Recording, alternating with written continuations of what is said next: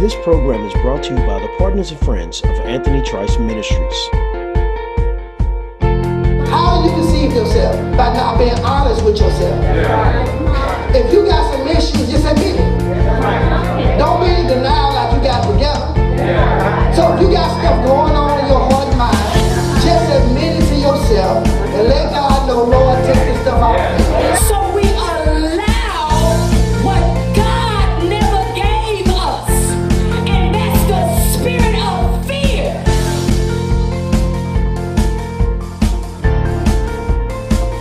Let's get into the Word with Dr. Anthony L. Trice.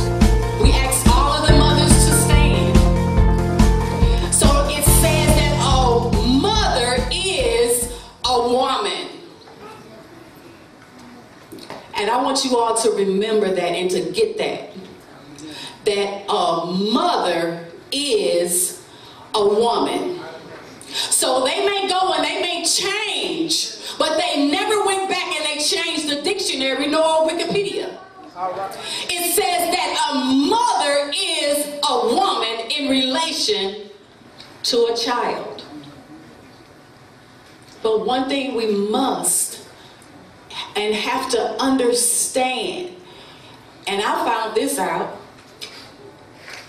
that all mothers are not parents. Amen.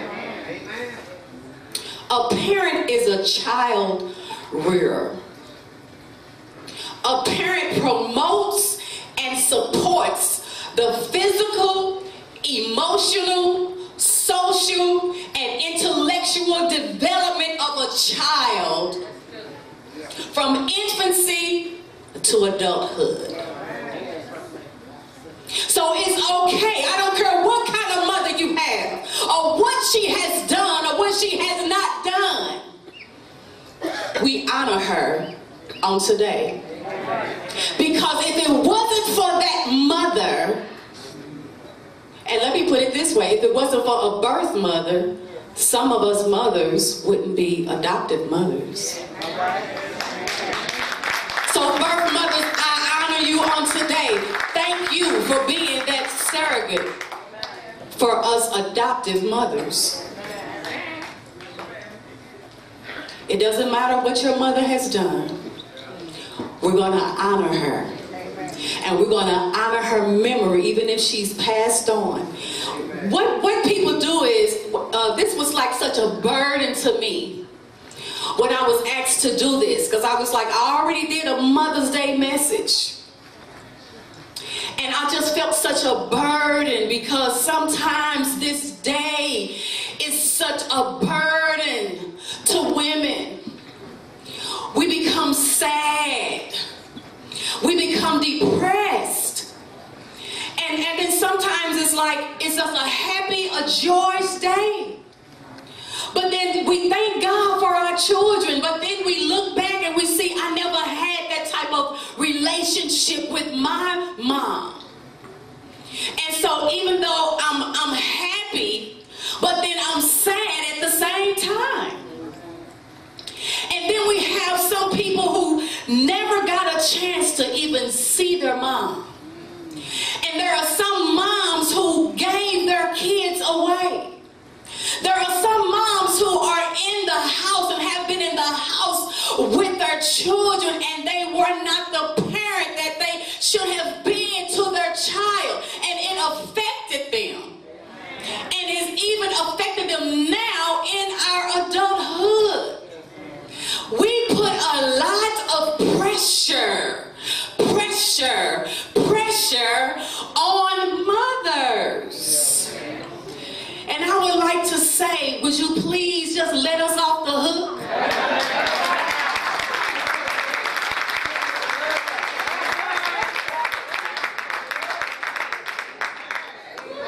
I wasn't the type of mother that I should have been. So it doesn't feel too good to come here and hear people praise and say how wonderful and good and glorious and marvelous how you are. And then I notice sometimes you sit there and it's like, I wish I had, but I didn't. And it makes you angry. And it makes makes you upset. But now, since we're going to let our moms off the hook, right? For not being that parent that they should have been. Let's think about this. As a woman, I didn't have the child-rearing parent that I had when I was growing up. So I didn't have that example before me. So I didn't know how to be a parent to you. Please let us off the hook.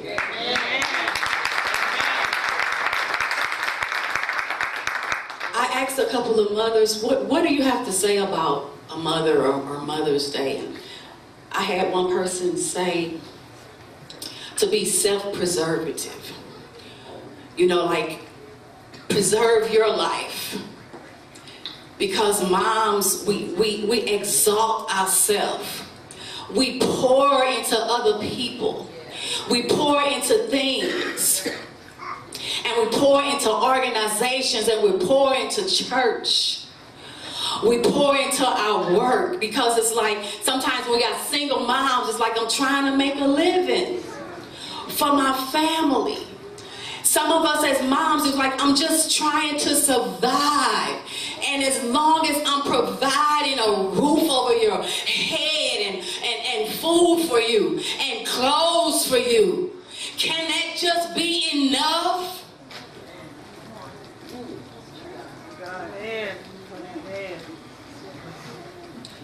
And I had one mom said, one person, she was a mom, she said, take care of yourself.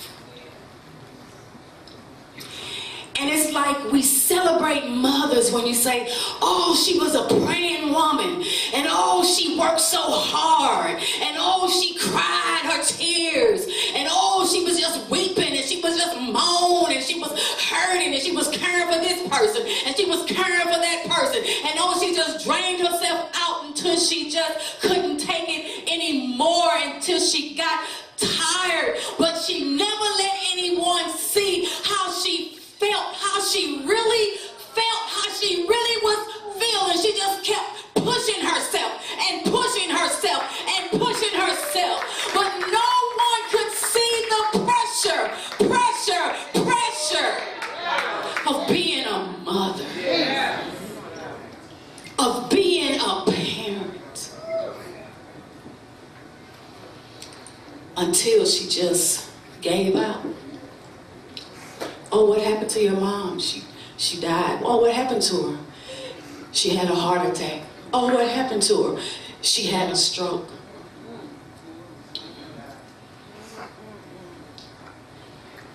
And this is not to put a guilt trip on anyone. But sometimes it's like, can I, as a mother, tell you what I really want? Can I, as a mother, tell you how I really feel?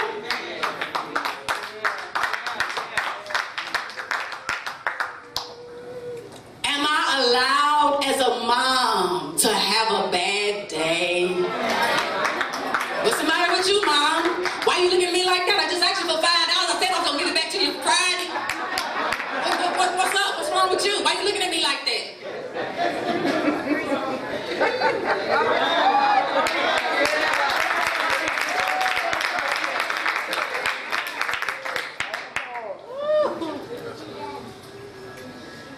A woman who pushed for this day and said it was the most important person in the world, and yet she refused to be a mother herself.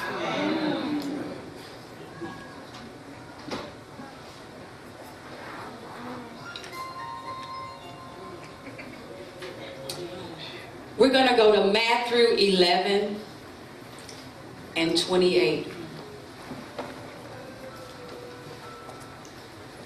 And I'm going to tell you what the word that God gave me. It's like, what can I give? I'm thinking about mothers, and I had a long talk and a discussion with a mother, and talking about when our kids were young and growing up and when we were young and growing up.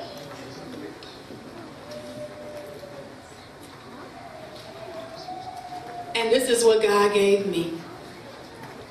Come unto me, all ye that labor and are heavy laden, and I will give you rest. And that's the word God gave me, rest. What word do I have for a mother? Rest. Sometimes we do so much, but nobody takes the time to say, Mom, sit down. I got this. Lean. But Christmas coming along, Mama, what you cooking? Thanksgiving, Mama, what you cooking? What you gonna be cooking? I bring the ice. I bring the sodas. What you cooking, Mama? What you cooking?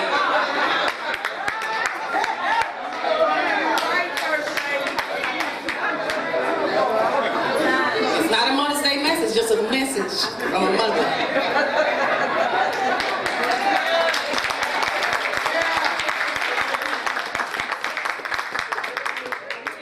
Rest. The act of being quiet and at ease after having worked or being active. Rest. To depend, to rely, to rest. To depend, to rely. It says, come unto me. It says, take my yoke up on you and learn of me. You can go back. For I am meek and lowly in heart, and you shall find rest unto your mind, your will, and your emotions. So sometimes we can be all over the place. All over the place and say, what's the matter with her? What's the matter with her?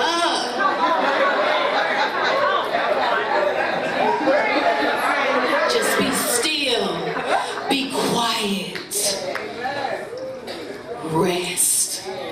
Now that doesn't mean you resting means you ceasing from working.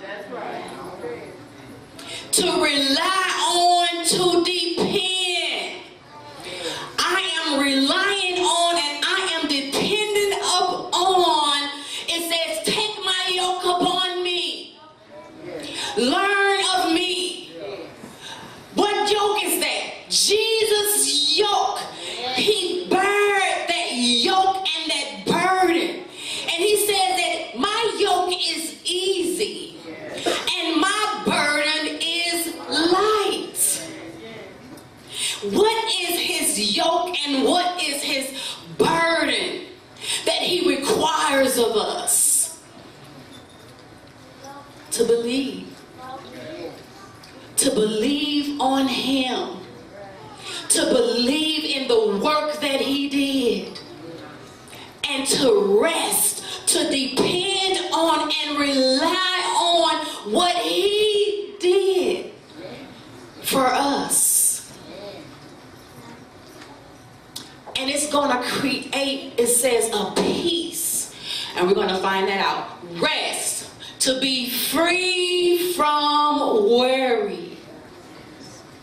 And how many know as a mom, that can be the most hardest thing to do? To be free from worry. And one way to be free from worry is to rely on and depend on and to trust in the yoke destroying, the burden removing, anointing, the power of God. Amen. Amen. Hebrews 4:3. Hebrews 4:3.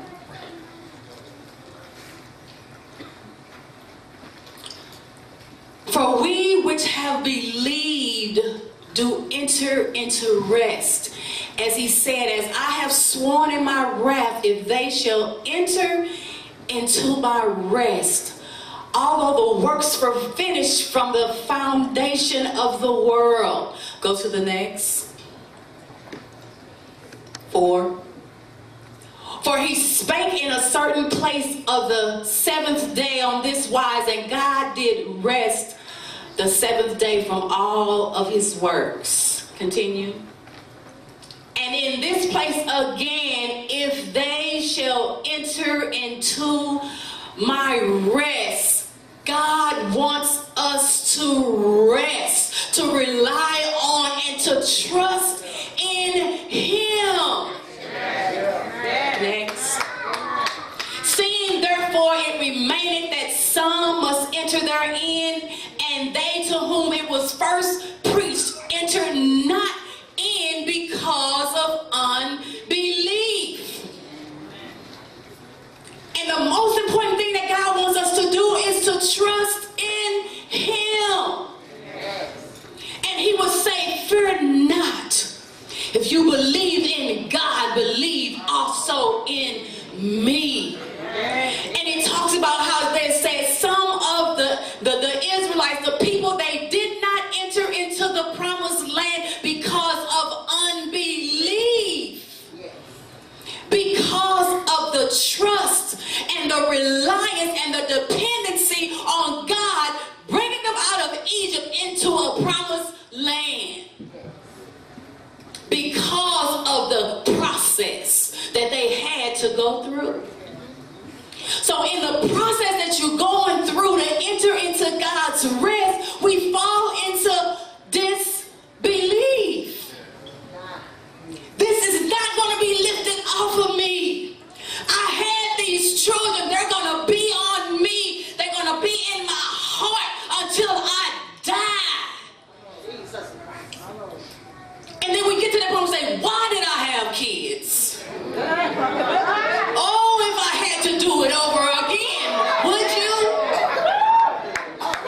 Would I? To have a burden like that?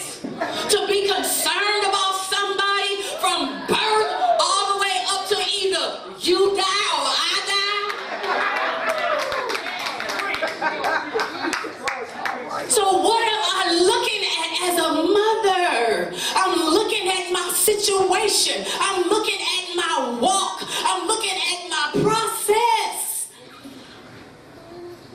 I'm not focusing on the promise of entering into God's rest.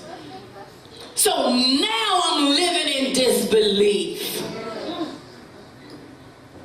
But he said, have faith in God.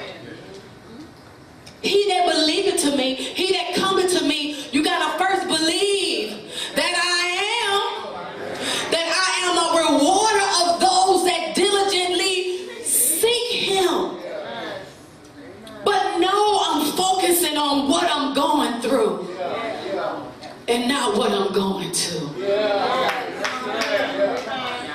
Rest. God wants us as mothers to rest and to be free from worry.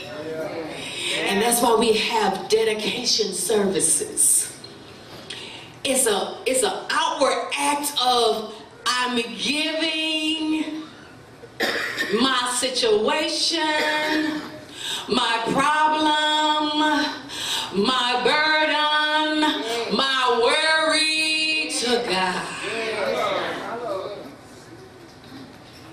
But as soon as the preacher finished, and he done prayed over that little bitty pretty baby boy, baby girl, and give him right back to you, put him right back into your arms, we go back to worrying again.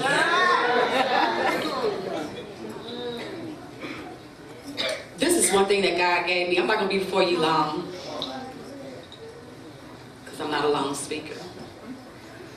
I'm going to tell you this, what God gave me. And then we're going to talk about just one mother in the Bible. God gave me, it says, for your children to live independent of you is a mother's chief joy. That's what I want. That's what I want for my children. That's what I want for my grandchildren. To live independent of me. When you raise needy children, they become needy adults. And they stick to you for the rest of your life. Then, when you're gone, they get it. They got it. They get it. I mean, they strive and they thrive and they prosper. They succeed and people looking at, wow, look how good you're doing. But when mama was here, when granny was here, you act like you couldn't make it, you couldn't survive, you couldn't take it. Mama, mama, mama, granny, granny, granny, me, mommy, mommy, mom. But as soon as we laid to rest, all of a sudden, you know how to raise your own kids. Wow. If I only had known that while I was still living, I would have gave my burdens to the Lord.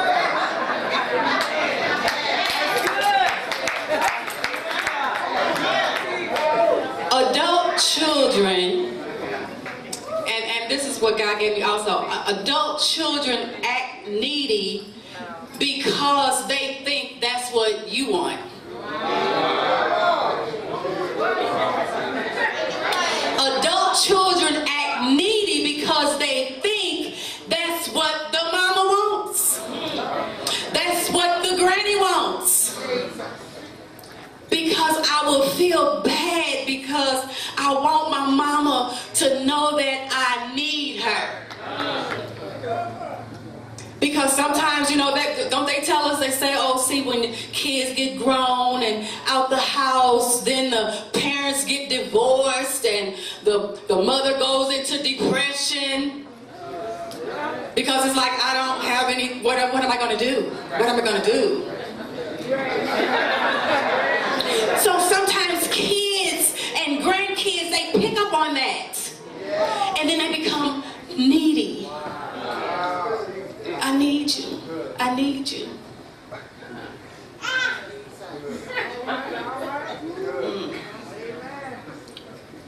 We have to realize as mothers that there are questions in life that we can never answer. There are events in life that we can never change. And there are people in life that we cannot control. So what we have to do is take a breath and exhale. And rest.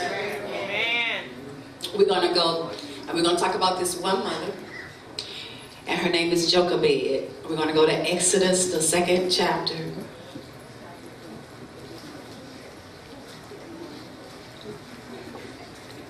Starting with the first verse.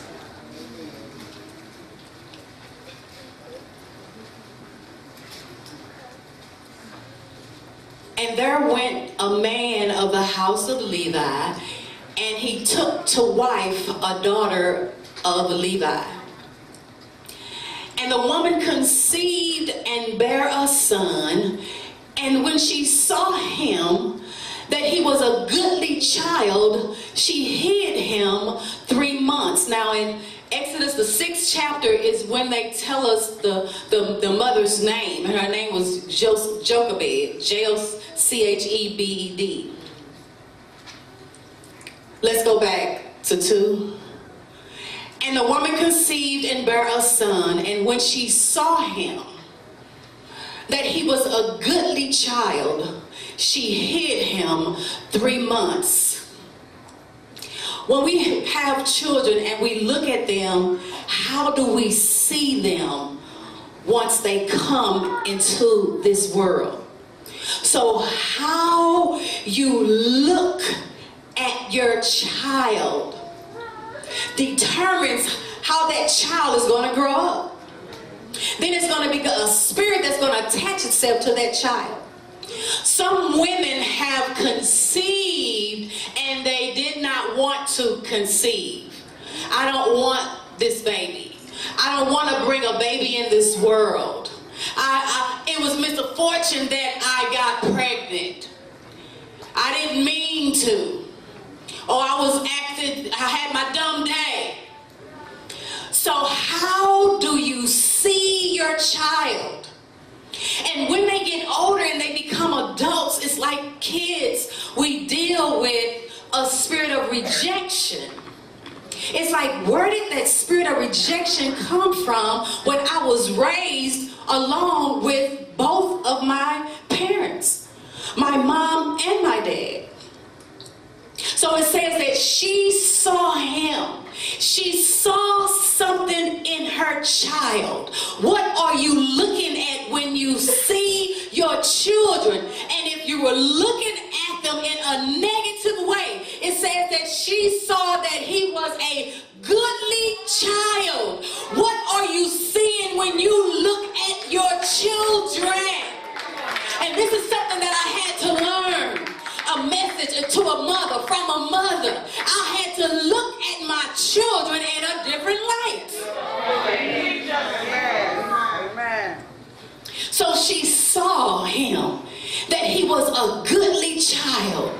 And it says that she hid him 3 months. She hid him. She covered him. She shielded him from the world. From Egypt, from Pharaoh. How many times have we sat down or have we talked on the phone and we went off and we telling people about our kids, how bad they are? They ain't no good, they just like their daddy. And then fathers, they turn around and they say they just like their mama. What are you looking at when you see your children? Do you see a goodly child? Are you hiding them? Are you covering them? Are you shielding them from the world and from negative talk? Nobody can come to me and tell me anything negative about any of my children. None of them. I am a birth mother, an adopted mother, a godmother, and a stepmother. And nobody can come and tell me anything negative about my kids. None of them. I decided I chose to see my kids differently. Jochebed did. Next. And when she could not longer hide him, she thought of a plan. She took for him an ark of bulrushes and daubed it with slime and with pitch. And she put the child therein. And then she laid it in the flags by the river's bank. She put this child. Pharaoh made a decree. When the Hebrew women, he told the midwives that when they give birth, I want you to kill the baby. So they said, well, by the time we get there, they already done had the baby. All right, when they have the baby, I want you to take these babies, these boy babies, and throw them in the Nile River, where it was alligators. This was sudden death for these children. Oh, save the girls, but kill the boys. And she made an ark for him. And she put him in there, and then she put him in the river's bank. Thank you for watching today's broadcast. If ever in the St. Louis area, please come visit our North Campus, located 7200 West Florissant, St. Louis, Missouri, 63136. Or give us a call. We would love to hear from you at 314-659-8522. For more information on how to get connected, write to us or visit us online at anthonytrice.org. And we thank you for your continued support.